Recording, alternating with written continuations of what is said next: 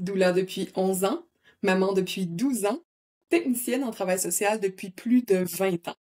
Je suis Andréane Loubier, accompagnante à la naissance, et bienvenue dans mon univers où tous les sujets reliés à la maternité seront abordés au fil des semaines. De la grossesse aux premières années de vie, en passant par les défis et émotions des futures et nouvelles mamans.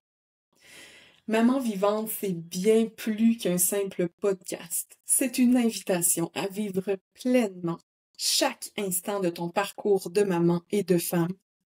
Les doux comme les intenses, ceux qui font pleurer et ceux qui font rire, ceux qui épuisent comme ceux qui énergisent. Parce que ton rôle de mère est celui qui prend la plus grande place, te sentir vivante comme maman, c'est te sentir vivante dans ta vie. Bienvenue dans ce 27e épisode. Aujourd'hui, je vous demande, saviez-vous qu'il y a plusieurs raisons pour lesquelles un accouchement peut super bien se passer et un autre un peu moins bien? Il y a vraiment beaucoup de facteurs qui entrent en ligne de compte et sur ces facteurs-là, il y en a plusieurs sur lesquels les femmes, les couples ont du pouvoir. Contrairement à ce qu'on pense, c'est pas parce qu'un accouchement est imprévisible qu'on n'a aucun pouvoir sur la situation. J'ai lu et entendu des dizaines et des dizaines de fois que ça sert à rien de se préparer à un accouchement parce que de toute façon, on ne sait pas comment ça va se passer. Et s'il y a une chose sur laquelle je suis en désaccord, c'est bien celle-là. Parce que même si c'est vrai qu'un accouchement est imprévisible, il y a plusieurs choses à savoir pour se sentir en confiance, pour favoriser le bon déroulement du travail, pour vivre ce grand événement-là le plus sereinement possible. Alors non, bien sûr qu'on ne peut pas tout planifier. De toute façon, essayer de planifier puis essayer de tout prévoir, ça s'appelle anticiper. Et loin de moi l'idée d'emmener les couples, les futurs parents vers l'anticipation. Au contraire, j'ai envie de les emmener dans la préparation parce que se préparer, c'est tout simplement de se mettre dans un état satisfaisant pour faire quelque chose. C'est d'avoir les connaissances pour bien vivre un événement. J'ai donc décidé de vous expliquer pourquoi chaque accouchement est unique et oui, imprévisible. Mais à travers ça, je vais aussi vous partager où les couples ont du pouvoir là-dedans et comment ils peuvent être impliqués à fond dans leur grand moment. Tout ça pour finir en étant fiers d'eux, peu importe le déroulement de la naissance de leur bébé. Parce que même si ça se passe pas super bien, quand on s'est impliqué, quand on a compris ce qui s'est passé et qu'on est fier de nous, ça fait toute la différence par rapport à un couple qui, par exemple, sentirait qu'il n'y a eu aucun pouvoir dans la situation. Ben ça, c'est sûr que ça peut emmener des regrets. Donc, j'ai envie de vous démontrer que bien que c'est imprévisible, c'est important de s'y préparer. Et la première chose dont je veux vous parler, qui peut avoir une influence sur le déroulement du travail, c'est le mindset de la maman / le mindset du couple. Donc, si le stress est super présent, la peur, l'anxiété, l'anticipation, tout ce qui est dans ces eaux-là, c'est sûr et certain que ça va nuire au bon déroulement du travail. Et la raison est simple, c'est parce que c'est dans le calme, c'est dans le lâcher-prise que les hormones essentielles de l'accouchement peuvent être sécrétées par le corps. Les hormones, entre autres, qui font contracter l'utérus, mais aussi les hormones qui vont aider la mère à un peu perdre la notion du temps, des hormones qui jouent un rôle d'antidouleur naturel. Sans ces hormones-là, le travail peut difficilement bien se passer. Et encore plus que ça, quand il y a trop de stress, quand il y a de la peur, le corps sécrète de l'adrénaline. Et cette hormone-là bloque carrément la production des autres hormones qui sont indispensables. Et dans le même ordre d'idée, Si une maman est sans cesse dérangée pendant son travail, ça va avoir exactement le même effet. Quand le cerveau rationnel est activé par le bruit, la lumière, les questions, les différents examens, etc., tout ça, ça fait que l'adrénaline embarque. Même si c'est pas du stress ou de la peur, c'est rationnel, adrénaline. Et ça, ce que ça fait, ben ça sort la maman de sa belle bulle d'hormones. Alors assurément qu'une femme à qui on laisse pas suffisamment d'intimité, puis qu'on dérange trop souvent, elle va avoir de la difficulté à faire ce qu'elle a à faire et ça va avoir un impact sur la naissance de son bébé. Ça me fait penser au classique exemple de la chatte qui va donner naissance à ses bébés et qui ne le fera jamais au milieu du salon, en dessous d'une grosse lumière avec des spectateurs autour. Ça arrivera pas. Cette chatte-là va aller se cacher dans un garde-robe, dans le noir, toute seule pour donner naissance et c'est pas pour rien. Elle le sait instinctivement que c'est ça que ça lui prend. C'est la même chose pour nous, les femmes. Alors, où est-ce qu'on a du pouvoir là-dedans? Ben, premièrement, en apprenant comment favoriser la sécrétion des hormones essentielles au bon déroulement du travail. Comment on fait ça? Par où on commence? C'est bien beau dire ça, mais quand les contractions sont vraiment intenses, comment je fais pour rester calme? C'est essentiel de prendre le temps d'apprendre ça, de comprendre comment ça fonctionne dans le corps et comment on peut aider notre corps. Se préparer à deux aussi pour avoir un allié qui est impliqué puis qui est aidant. Si vous êtes une maman solo, c'est qui la personne qui va vous accompagner pour la naissance de votre bébé et est-ce que c'est possible qu'elle se prépare avec vous? Ça serait ça, ça serait un must en fait que cette personne-là se prépare avec vous. Si vous êtes en couple, intégrer votre conjoint, votre conjointe dans la préparation. Si c'est une personne qui est moyennement intéressée à ça, ben on va essayer de trouver une façon de lui expliquer que c'est important. Au moins, euh, les trucs pour vous aider à rester calme, les trucs pour être attentif aux moindres signes que l'anxiété embarque, les choses que vous allez apprendre pour la gestion de la douleur, c'est important de faire ça à deux pour avoir un pilier avec vous pendant la naissance. Aussi, identifier quels sont les besoins qui se cachent derrière le stress, la peur ou l'anxiété. Parce que derrière chacune de nos émotions se cachent des besoins. Et quand on découvre c'est quoi ces besoins-là, ben on peut y répondre. Et quand on y répond, les émotions s'apaisent. Donc, qu'est-ce qui se cache derrière le stress? De quoi vous auriez besoin pour vous sentir plus calme? Là, on a du pouvoir là-dessus. On répond à ces besoins-là avant que la naissance arrive. Et je parlais aussi du fait d'être souvent dérangé, donc avoir un pilier, un allié qui est bien préparé, ça empêche cet allié-là de dire comment je peux t'aider, comment je peux t'aider, comment je peux t'aider, donc d'être très souvent dérangé, mais ça aide aussi à ce qu'il protège notre bulle en affirmant nos souhaits. Moi, je dis toujours qu'on peut apprendre à affirmer nos souhaits, nos limites, nos désirs, nos droits, tout en laissant le personnel médical faire leur travail. Ce qui est super important qu'ils puissent faire leur travail. Alors, où est-ce qu'on peut se rejoindre entre moi, je suis, par exemple, l'infirmière qui doit faire telle chose pour s'assurer que tout va bien, et vous, vous êtes le couple qui donnait naissance, qui allait accueillir votre bébé. Où est-ce qu'on peut se rejoindre pour que tout le monde soit confortable là-dedans? Il y a plein de possibilités pour pas nuire à un et à l'autre. Parce que oui, des fois, on tombe sur, par exemple, une infirmière extraordinaire qui va être discrète, qui va avoir à cœur de pas déranger cette belle bulle-là d'hormones.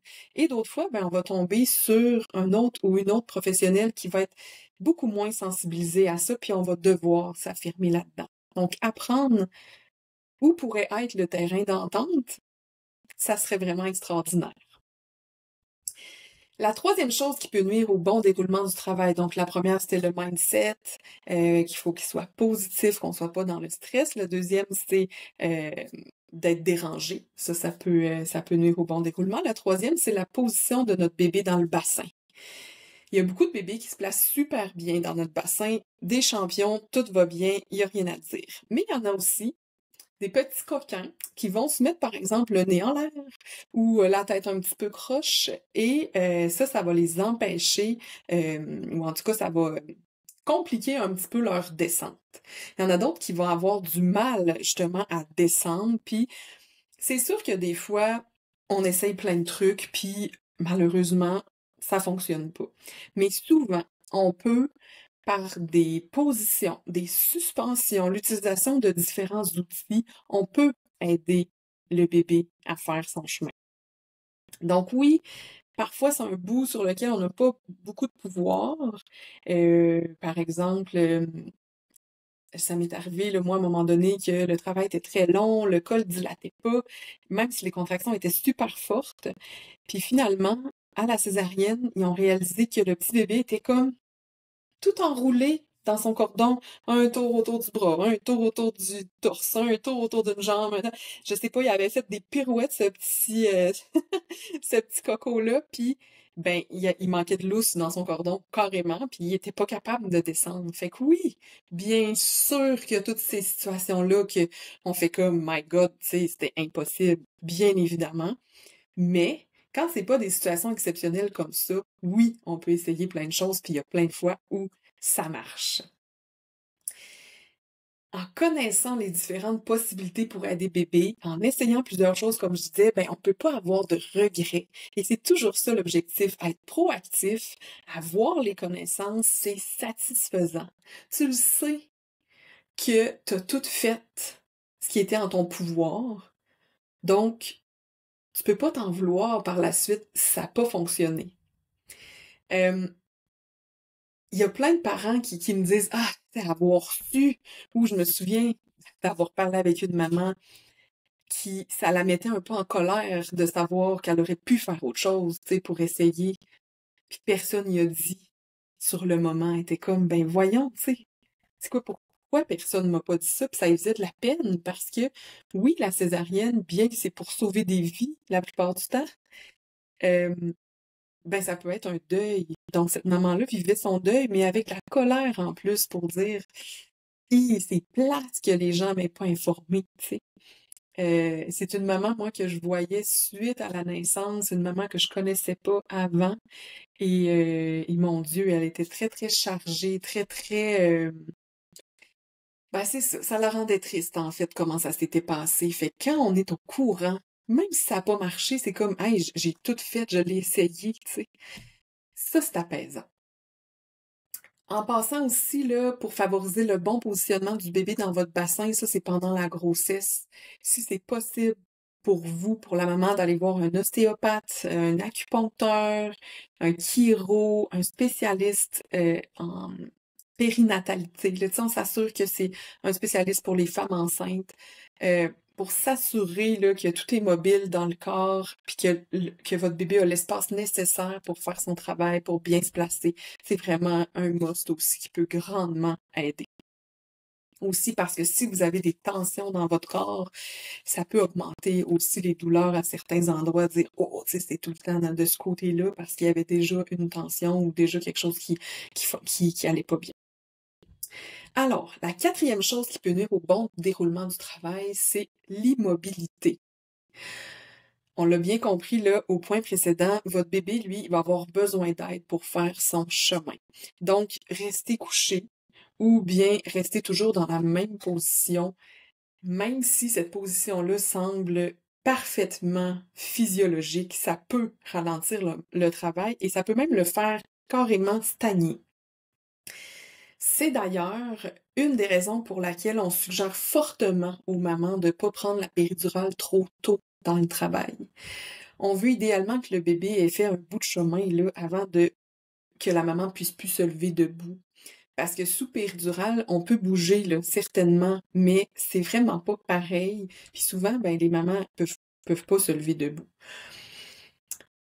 Alors, bouger, c'est une clé ultra importante. On oublie les scènes de films là où la maman est couchée sur le dos dans un lit puis qu'elle hurle. On veut plutôt être debout pendant le travail, être assis sur un ballon. On veut que la gravité aide. On veut être penché vers l'avant. On veut avoir une jambe relevée, être assis sur la toilette ou sur un banc de naissance.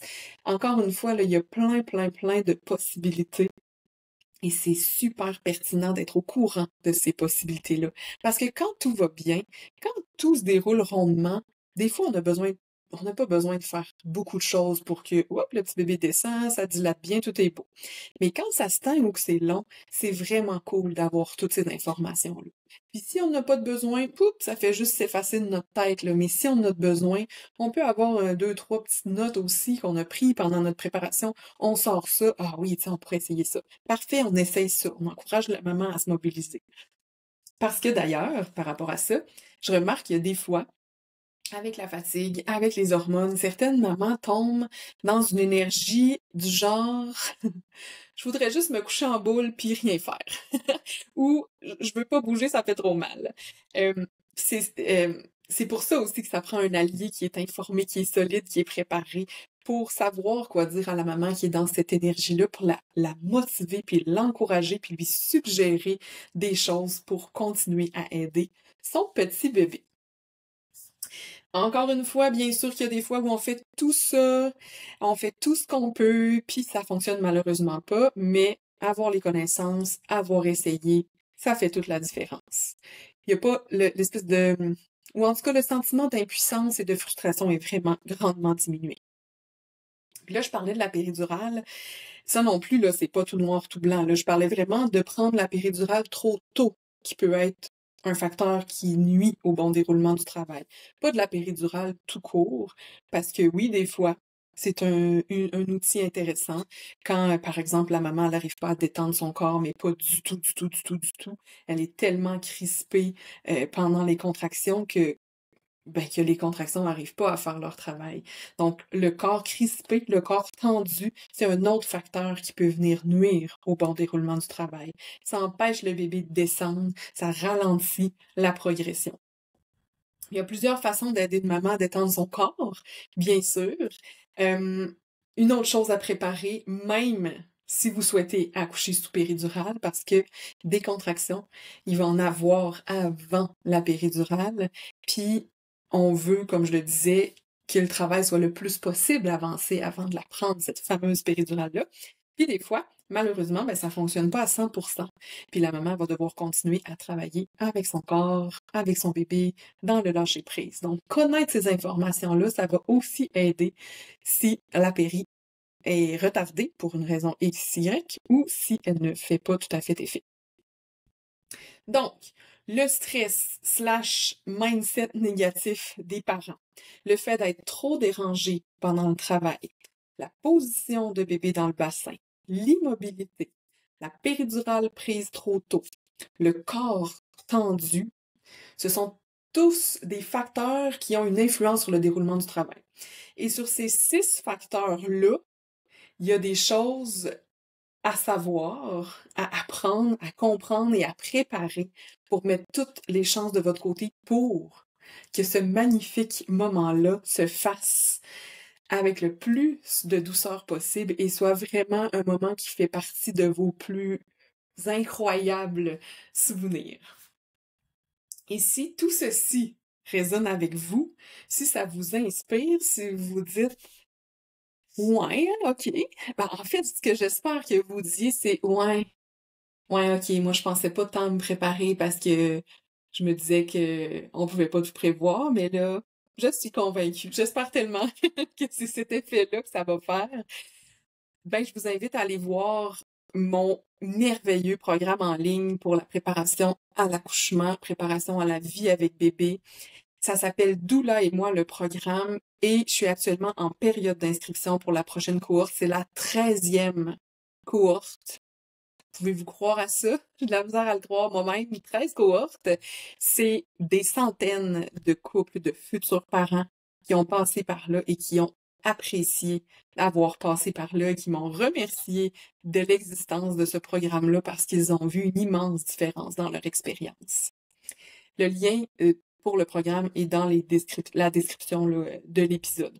Donc, Si vous avez aimé ce que vous avez entendu ici aujourd'hui, vous allez adorer le contenu de ce programme-là qui est ultra complet. Tout est au même endroit. Pas besoin de chercher d'autres choses pour compléter votre préparation. Tout est là. Puis en plus, j'ai 5 incroyables collaboratrices qui, chacune à leur façon, selon leur profession, vont venir bonifier ce que moi je fais, vont venir bonifier le contenu. C'est des professionnels d'expérience à qui les couples peuvent s'adresser en plus. Pas juste, mettons, je pitch une vidéo dans le groupe, puis bye, là. Ils sont là pour vrai, pour répondre à vos questions. Il y a une physiothérapeute, une ostéopathe, une massothérapeute, une acupuncteur et une thérapeute en relation d'aide. Fait que c'est vraiment des ressources incroyables.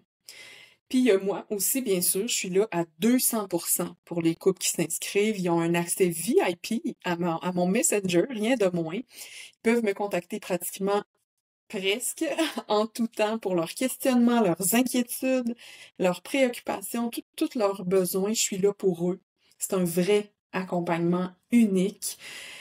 Et je suis tellement fière de pouvoir offrir ça parce que ça rassemble vraiment tout ce qu'il faut pour devenir une maman vivante, c'est-à-dire une équipe solide, la préparation comme super complète et aussi une connexion à soi parce que on n'oublie pas la femme derrière tout ça. Alors, vous pouvez m'écrire si vous avez des questions, si vous avez des commentaires, si vous avez besoin d'informations aussi sur mon programme. Ça va vraiment, comme toujours, me faire plaisir d'y répondre.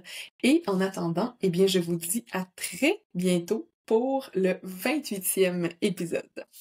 Ciao tout le monde!